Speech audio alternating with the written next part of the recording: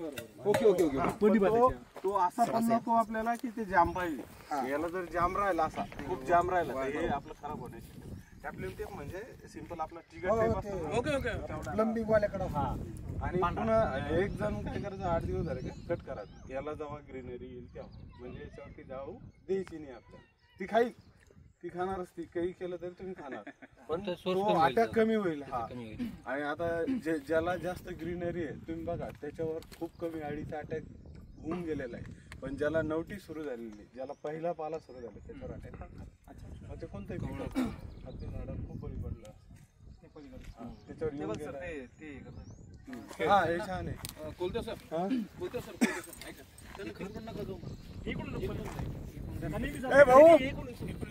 काय हे आमचे सर पेक्षा चालेल.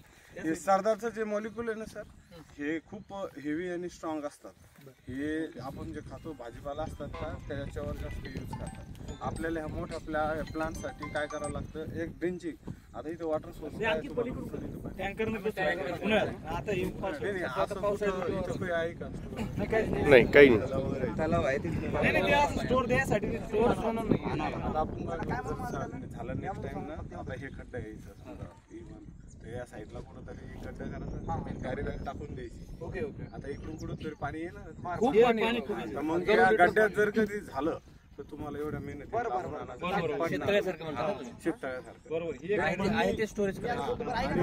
फ्लो आहे ना सर तर आपण काय करू एवढी मेहनत घेतलीच आहे ना थोडं खड्डा करायला मेहनत घेऊ म्हणजे ते पाणी त्या पन्नीत तरी थांबून म्हणजे आपल्याला लांबून आणायची गरज पडणार आहे. ते पण क्वेश्चन झालं आपल्याला पाणी स्टोर राहील असं चांगलं नाही.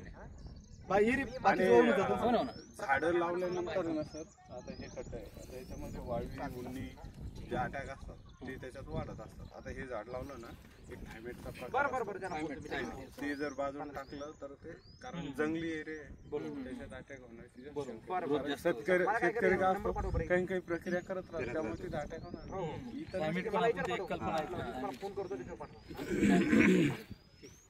आणि मी मागच्या 2-3 म्हणजे माझा जसा 8-9 वर्षाचा अनुभव याच्यामध्ये पेस्टिसाइड मध्ये तुम्हाला कोणताही रोग वाटला तर आपल्या ग्रुपला मला आळी जरी असली तरी पण सांगायचं.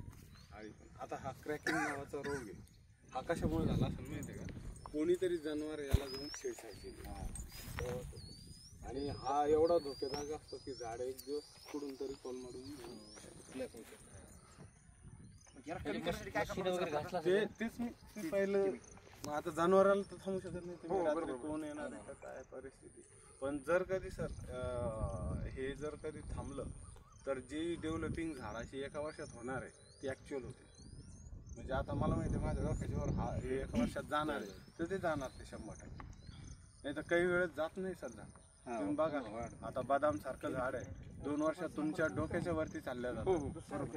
आणि सगळ्यात तर काही काही झाडं आहे ना सर ग्रोथला वेळ घेतात. उदाहरणार्थ तुम्ही इथे जर लिंब लावला असाल आपण ते सोन्याचं झाड म्हणतो काय म्हणतात आपटा असतो तो लावला असेल त्याला ग्रोथला वेळ. चिंच आहे त्याला वेळ लागत ते लाईफ मोठी आहे. पुन्हा लिंब असतो त्याला मोठी. याच्यामध्ये शेवरी गट जो असतो तो लय फास्ट वाढतो. ते झाड झालं ते गड्ड्यातून सगळ्यात वर दिसल तुम्हाला. हा शेवरी गट सगळा बी टाकून देतो आणि ते काय करायचं सर शेवरी आता टाकलं ना ह्या झाडाला लय सपोर्ट करतात. काय करायचं उगू द्या त्याच्या बाजूला जर राहिलं ना त्याला सपोर्ट फक्त ते कॉम्पिटिटर झाड आहे. पण आपल्याला काय फायदा करून घ्यायचा याला वाढू हे वाढलं की त्याला कट मारायचा. सागरगोटे लावले चालते सागरगोटे चालते कारण डोंगराळ भागामध्ये सागरगोटा हा प्लांट असा आहे की त्याचा विकास झाला तर एक काय म्हणतो ना प्लांटेशन सायकल सुरू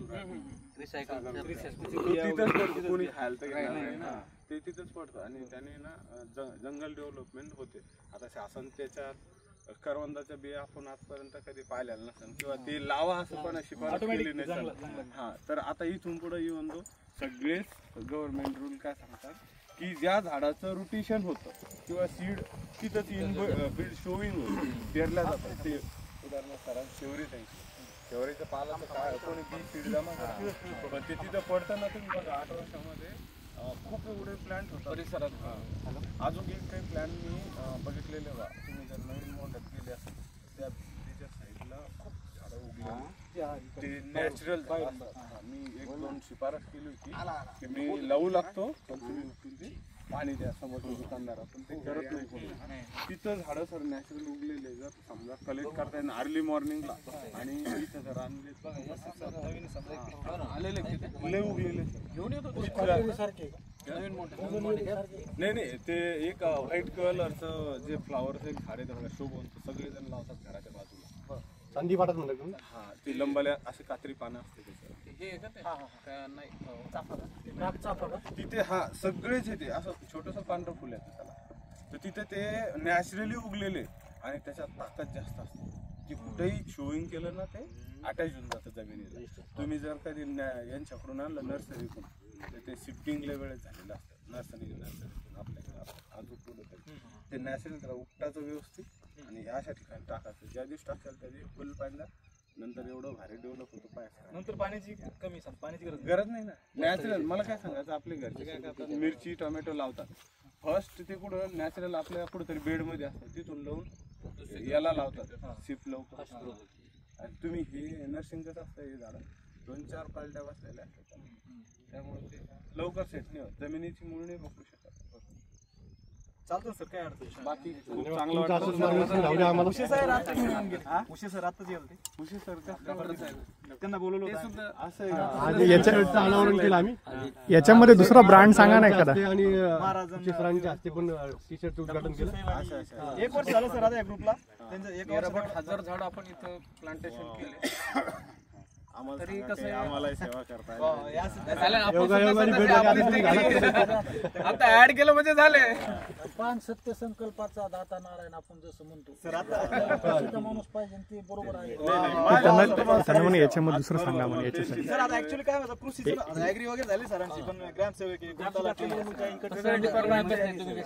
सर ग्रामसेवक आहे पेस्टिसाइड आपली जालन्यामध्ये सगळ्यात जालना नाही पूर्ण महाराष्ट्रामध्ये फेमस असले बुस्टर सोयाबीन कंपनीचा मी प्रतिनिधी जालना डिस्ट्रिक्ट इन्चार्ज आहे आणि तुम्हाला पेस्टिसाइड तर काही बी म्हणजे अडचण असो किंवा फवारणीचा असो मला एक सर मार्गदर्शन फार महत्वाचं आहे आपल्याला समजा आम्ही वेगवेगळ्या डिपार्टमेंटचे आम्हाला काही मार्गदर्शन तुम्ही सांगितलं ती पट्टी सर आपण पट्टी लावू शकतो का? मायक्रोन्यूट्रिएंट असं ना सर ती पट्टी लावा सांगितली आपण लावू शकतो ना काय सर ती फक्त कोणत्या ज्याला हाईट येईल झाडाला त्याला लावायची बारीक झाडाला तर खाणार ठीक आहे ना काही बी केलं आळ्याने पोखरले आणि जर समजा 7:30-8 तुम्ही आता इथं जॉगिंगला म्हणून एक वेळ दिला निश्चितच एक 6 ते 8 पर्यंत आपला एक जो चायना लाईट असतो बघा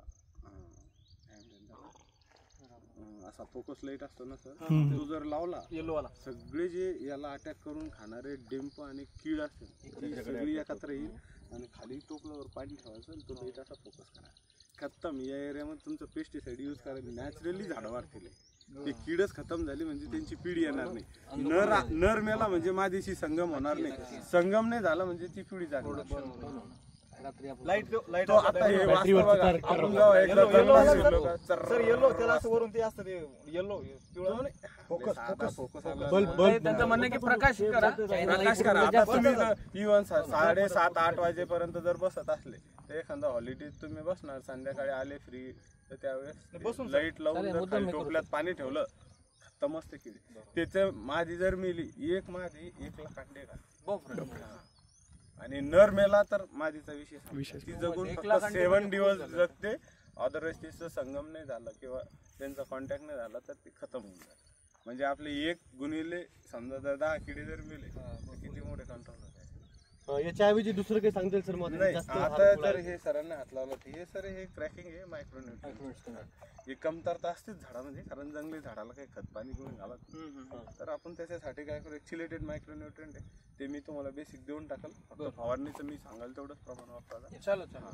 आणि हे जे खत आहे याच्यापेक्षा समजा एक तर आपलं बुस्टरचा वापरा नाही ICL सगळ्या स्टँडर्ड कंपनी बुस्टर किंवा ICL आपला कोरियन सोर्स आहे चायना नाही त्यामुळे आपलं थोडंसं रेटला चांगलं राहतं आणि त्याचं जे कॉन्सन्ट्रेट आहे ॲक्च्युअल असतं आणि ICL सुद्धा देतं. ICL खूप एक यारा लिक्विडमध्ये तुम्ही लिक्विड नका लिक्विडला स्ट्रॉंग असतं मॉलिक्युलचं थोडं जरी कमी प्रमाण गेलं हार्ड होईल त्याच्यापेक्षा ते ICL कसं आहे थोडं जास्त कमी पडलं नको प्रॉब्लेम. सर आपण सडनली भेट झाली अचानक एवढं मुलं वेळच असं होतं. काही गोष्टी योगाच्या असतात. योग असतो तर महाराज म्हटल्याप्रमाणे योग आलेला आहे. सर आता इंजिनिअरिंग तलाठी सर्व वेगळे वेगळे अरे वा मग मी ऍग्रिकल्चर ऍड झालो. अरे वा सर हे बघा, इंजिनिअरिंग लाभ झाला असता. तलाठी सर टी शर्ट कलेक्टर ऑफिसला ग्रामसेवक आणि माझी वाईफ कलेक्टर ऑफिसला होती, लता जगताप म्हणून ते ओळखीचे असतात. हे सर आपण न्यूज मध्ये